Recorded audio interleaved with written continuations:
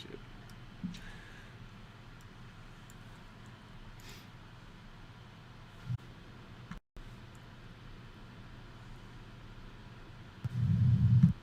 Hello, hello. Good morning, good morning. Hello, hello. Good. All right. Am I working here, Mike Taylor? Could you text me if you can hear me, please, my man? I have once again forgot to click one little button here for auto start. And man, oh man, it would be nice to know that this is working. I hope that I am okay. Thank you, Jennifer. Thank you, Mike. I'll get better at this, people. Sorry about that. Welcome back from a wonderful Thanksgiving weekend. I'm excited to see some of my friends online here. Let's start our week together with a little bit of joy. Does anyone have any audio and video are not synced? Oh, that's weird. We're going to do this Kung Fu style then today. I'm real sorry about that. I don't know how to fix the settings, but luckily in a minute I'm going to shrink down here in the corner and actually show you some things. If you could please share something that's brought you joy. If you had a couple days off, maybe you have some joy from there.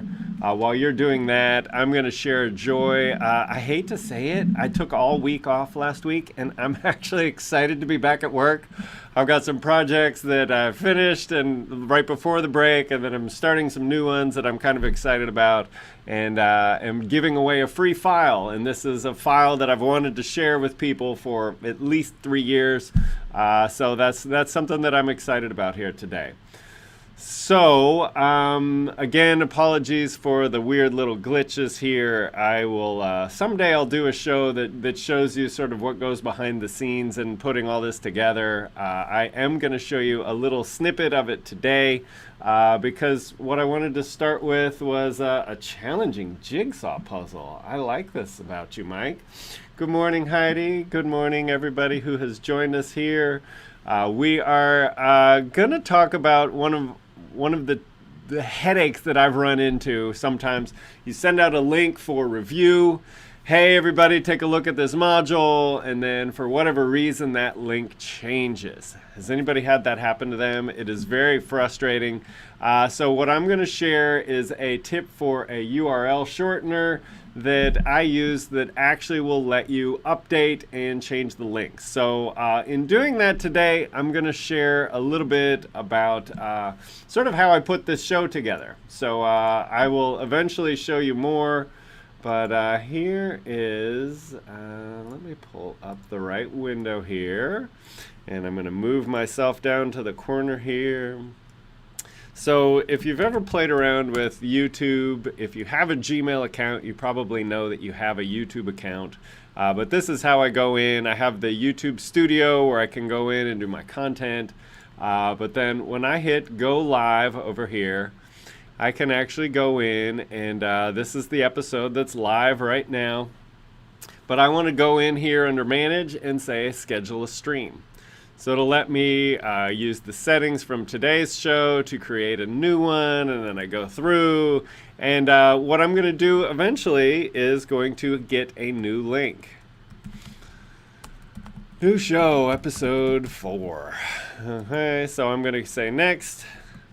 I'll update this later, because what I'm trying to show you here is the pain that comes from, hey, I'm having a live show every week, and every week it's going to have a new link. There's the link that you found. I've sent it out in an email, and so now I've got something scheduled, and then, well, I'm going to go through and I'm going to copy this link, and then I'm going to show you what I do with a tool called Rebrandly. Has anybody used Rebrandly before, or anybody have a URL shortener? So instead of a long, you can give something that's a little bit easier for people to type in. I like Rebrandly because you can actually go in and you can customize your links. Let me show you me logged into Rebrandly here. So just today I went through and I made something called Karl's Live Show. I'm calling it Monday Funday for now. I've thought about a few other different names for it that I may switch to. We may find that 8:30 in the morning is a really sleepy time of day to get started. I know it's a little hard for me, but I have made this so that every week you can always have, if you're ever curious where I'm at, we can say Rebrandly, Karl's live show. So that means every time that I have a live show, I'm going to keep this link on my website. And then as I go through, and what I just did here on the live streaming, if it would have worked, it would have given me a URL that I can go in here and that I can actually go through and I can edit it. So it's pretty neat that I can send out, I can use in social media, I can use on my website, this Karl's live show link, and then I can just go into Rebrandly and I can update the URL each week once I go ahead and actually make the show. It's very cool. It's a wonderful thing to do. Good morning, Lisa. The headaches that come from having your reviewers, it's so hard to get them just to do the first review, and if the link changes for whatever reason, even down the line, it's a really nice tool. I use the free version. There is a paid version where you can have it say, so instead of rebrand.ly, I could have it say elearningblends.com or karlgrichter.com, the URL I'm working on now. Yeah, so this is a wonderful tool. This is my work smart, not hard tip of the week. So yeah, if you have any comments on that, please feel free to share. The other thing that I want to talk to you about today, I'm going to pull this away, is what do you do to, last week I gave you the slides that showed a character who said, hey, I'm having some trouble with my content. My content is just dull and I don't know what to do about it. So what are some of the things that we can do?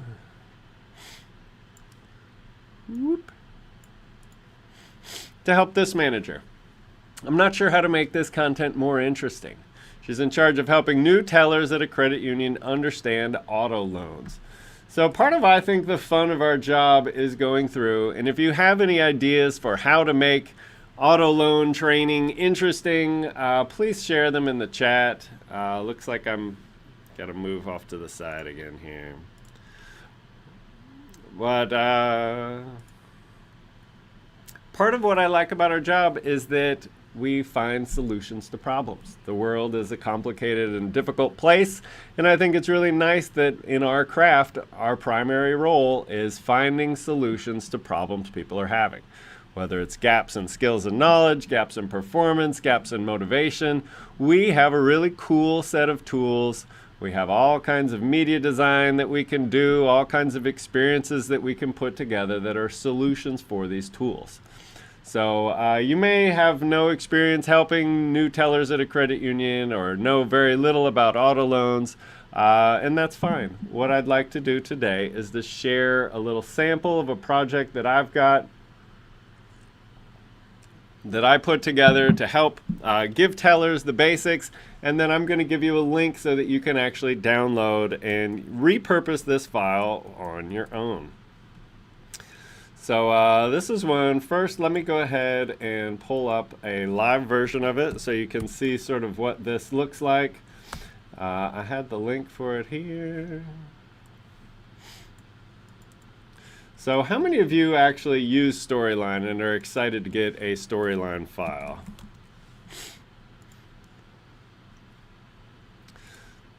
You're about to learn about auto loans and related... I'm going to go ahead and turn the narration off on this. But what we did was we went with the idea of a road trip so that we have this little auto loans. I like to have sort of a parallel between the content so that we have this auto themed module and we have them actually going through. So we start off, we go through Terminology Town, Protection Passway, then we go to Autolandia, which is a city that teaches them all about Autoland, and then they finally make it home. So I gave them the little keys for this, and we put together a file that actually, this is made in Storyline. I used Articulate storyline, and I used Adobe Illustrator to put the slides together here. And this is the file that I'm going to give you. But basically what we did is we have it sort of simulate the experience of being on a road trip. So that we go through, I skipped ahead here, but you know, we have different signs on the road, the different billboards, so that we have down payments, we have little quizzes and things like this. So we go stop at Terminology Town, and then we answer a quick little question about it. We have a rate sheet so that people can see what the answers are and submit them. And I won't do too long on this demo, and in a second I'll go ahead and give you a link so that we can pull it along. Lisa, I would say go ahead and capture this one so you get the idea. We made our first stop, we have a little quiz for it. The actual module is a lot longer and has more of these slides in it, but I wanted to go ahead and just give you a little snippet as far as how this module actually works. Okay, so let me go ahead, I'm going to go ahead and copy the file, and I'm going to paste it into the chat here. So that I'm hosting this here on OneDrive. If you do not have it, here is my email address. If for some reason that's blocked, you can reach out and contact me, and I can give you a Dropbox link, or I have another way that I can do it using Lead Pages, which will email you a link. I apologize, I've had some allergy trouble here. I gotta. Okay. So let me show you how we set this file up, and this is a file that you can go and work with on your own. So I have it set up so that we have a number of different master pages here. We have our course title where you can actually go in and you can write whatever it is that you want on each of your billboards. So that you can go through here, and I skipped over here, but I have a map that we've got these little markers. So you've got these different stops that you can do to customize for your own content. And then little keys to get started. That's a little jump trigger there. So it's really pretty straightforward. I did use, sometimes I had multiple examples of this text box. I have them set so that they sort of grow in, which I think is sort of how things appear to you as you're driving. You see them all of a sudden get closer. So I really tried to simulate the fact that we're moving down the road. We've got little clouds that move around. We've got the whole car that's here for sort of a wider shot, and then we zoom in. So if we go in, I'm going to show you in the media library what I did. So I have different bushes, I have different clouds, I have a little lake, we have little road signs here, that we have these different ones. If you've worked with the image library before, this is a really great tool. So if I wanted to put another cloud in this one, I can go up and say cloud and insert image.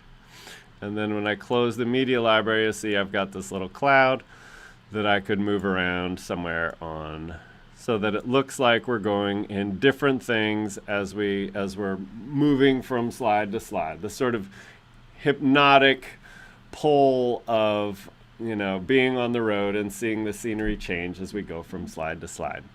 Is this the most engaging content that I've ever had? Probably not, but I do think it is a sort of a fun way of saying, okay, we're going to actually go somewhere. I think that having a sense of going on, making progress as you continue, you have sort of a roadmap for your course, and you say, okay, we're making progress. We've gone from City 1 to City 2 to City 3 to City 4. We have a little bit of a theme here, and that we're working with auto loans. And this was one that really is still just sort of a page turner, a clicking next, but I thought that this was a fun theme and wanted to share this as a tool that you could use to take someone on your own road trip. So if you have any comments or anything here, one other thing that I want to show you, I've showed you the media library, I've showed you how the slides are set up. I do have a couple quizzes in here. And then if you want to, you can go here at the slide master level. You'll see that I have different road trips, billboards on different signs, and some of those, so that you can go through, make your own slides. For people like Lisa who are new to Storyline, it works just like PowerPoint. You can make a slide and then pick a slide master so that it shows which ones of these that you want to use. And they're all set up here for you. So again, the link is there. This is something that you can use, repurpose on your own. If there's something that you do with it, I would love to see a copy of it, see what you put together. And that is my share for the week. All right. So there's one other thing that I'm going to be working on this week, and for some of you, you have seen my talks about e-learning recipes and food for thought and all the little metaphors that I like to do with that.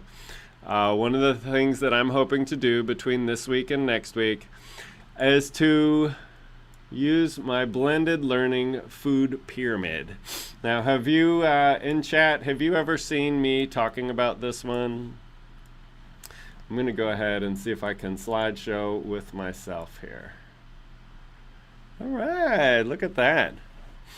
So one of the things that I like about our craft is that we get the chance to be really creative. And I think a lot of times it's really easy to fall into the trap of saying, okay, I am simply in the role of giving people information.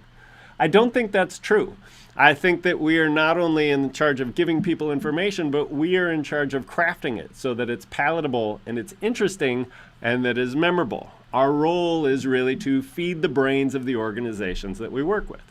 If that were the case, if a chef had the instructional designer's mindset, they would simply say, we need to give people nutrition, and it doesn't matter how we package it, and it doesn't matter how we present it.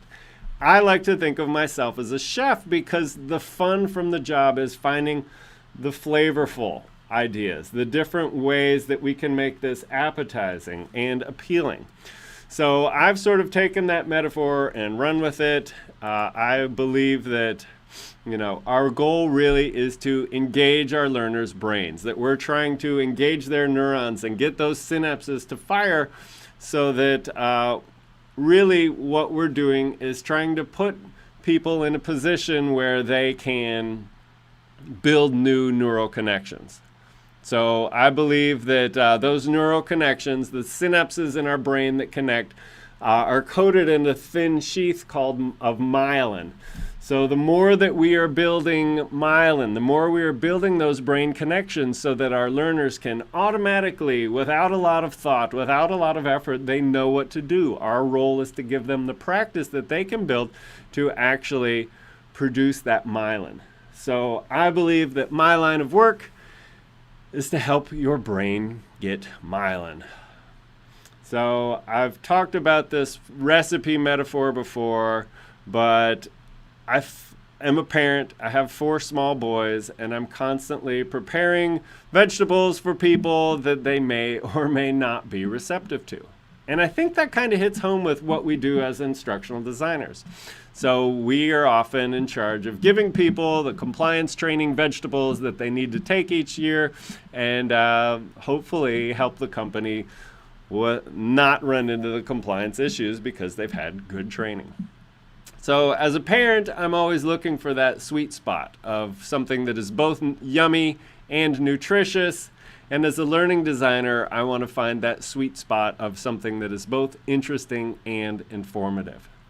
So I'm trying to put something together so that we can have a nice little thoughts change your brain the way that calories change your body. So in the next week, what I'm trying to do is put together a drip campaign in MailChimp so that I can kind of get this idea of thoughts being similar to calories, and that our role is preparing information in the same way that a chef would prepare calories. So I've come up with this little food pyramid, and I wanted to share sort of a mix of color. The idea of the food pyramid is that you want a balance of nutrition. You need different colors. You need different types of food to help the body get what it needs. I think that your learners have a similar need. They need to have a mix of different learning technologies, a mix of different approaches. So what I'm trying to do is to put together a little feed of information that helps people understand the different learning technologies. So we're going to have a little video here on, thank you, Emma. Nice to see you. So the main course, really the idea is that live training is the main dish. It is always important, and I don't mean that it has to be face-to-face. What I mean is that you need someone who can hear and respond to people's thoughts, ideas, and follow the conversation. I don't even think that a instructor who's in the room who gives a lecture and then at the very end says any questions and gets none, I don't think that's live instruction either. I think that that is a live e-learning module, that someone's simply delivering content kind of the way that I'm doing right now, where I'm just talking and I'm not getting a lot of feedback from the group. So I really like this blended learning food pyramid idea because it puts the synchronous training as the main dish. That's the star of the course is always that. Carbs. Carbs are anywhere, anytime. They're cheap. They're automated enrollment, scoring, and tracking of a learning management system. Carbs are like online modules. You can have these that are here, just like it's just like French fries, just like all the wonderful carby things in our life. E-learning is wonderful. It is abundant, but you cannot live on carbs alone. Too many e-learning modules, just like too many mashed potatoes at Thanksgiving, will leave you feeling sluggish and bloated. It's all about balance. So I'm trying to use the food pyramid idea to say that we need a good mix of different things. And this metaphor is a little bit silly, but the idea is that we can have different different things in our life. So I look at vegetables in the same way that we need performance support tools. Those checklists and cheat sheets and reference guides and FAQs, these are a wonderful part of your diet. The learners, particularly when you get into having live interactions, when you have like classroom exercises where people are using the same tools that you want them to use when they're on the job. It's very easy to train someone to use a tool. It's very hard to get someone to take all the information in that tool and have it live in their brain so that they can retrieve it. It's like making your work a whole lot harder. So I'm a big fan of vegetables in my diet, and I'm a big fan of performance support tools in our training. The sad thing is that these performance support tools are cheap and easy to prepare, just like vegetables, but most people don't get enough of them. Fruits. Fruit's my favorite. I love fruit quite a bit. And I think fruits are a lot like mobile learning, that we have all these wonderful, juicy things that we can do. Yes, this is a nod to Apple, but we have all kinds of wonderful, sweet, juicy, appealing things that we can do with mobile learning. And as we move into the future, we want to have our learners, depending on your organization and their needs, giving them access to that information, particularly sort of the fruits and vegetables overlap. We want people to be able to do fun things. Yes, Marlena, I like that one too. So we crave information. Our smartphones are a juicy, delicious way to deliver it. Gotta have good dessert. Who had really good pumpkin pie for Thanksgiving? I did not. There was no pumpkin pie at our family this year. I did have some pecan pie. And something here in Louisville we have called Derby pie, which is also very good. But dessert, I think it's important to have dessert. But I think dessert's kind of like games, that you need learning games. They're a sweet way to learn from your mistakes, a wonderfully powerful tool. It's something that is really, it's a great option to have. But I've seen some examples where the game itself becomes sort of distracting from the content, that you can be so worried about trying to catch the fish, that you're not actually catching the point of the object. The learning objectives can sort of fall behind. It's a very difficult thing to pull off. So while they're very compelling, and I'm a huge fan of games, I do think that there is a real danger of sort of having these empty mental calories. That we're getting calories that aren't actually helping us reach our business goals, our learning objectives, those kinds of things. So just like desserts, games are good, but in moderation. So they are usually someone's favorite part of the meal for a good reason. So I love metaphors. You can tell from my whole bit here that the metaphor of butter.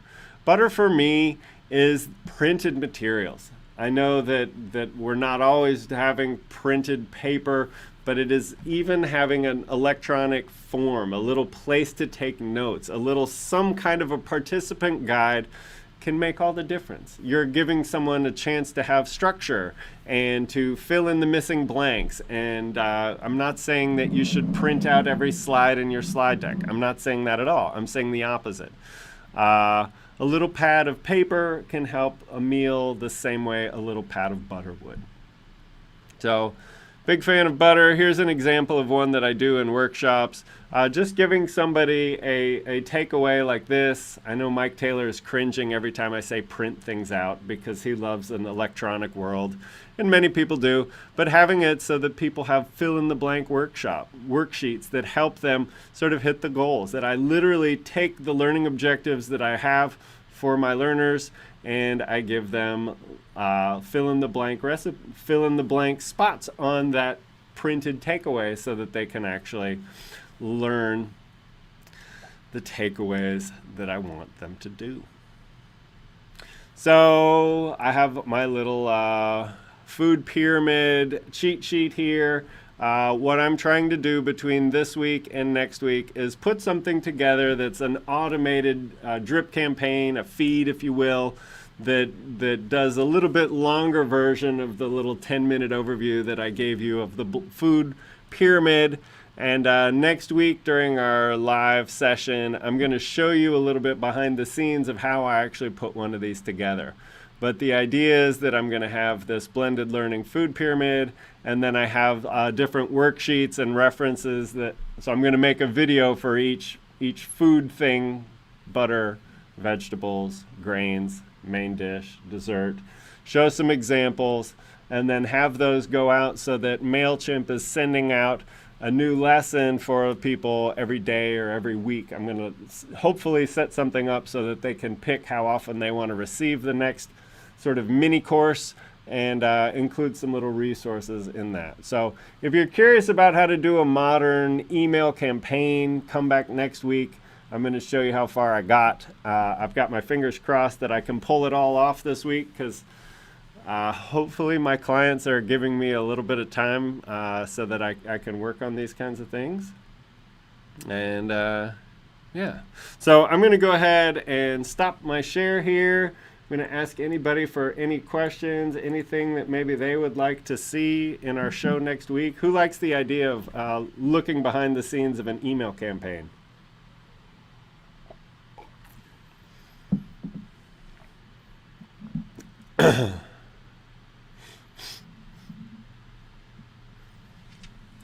Wonderful. I am very happy that you have joined me here this week. I think that this is it's a fun start to the week for me. I really like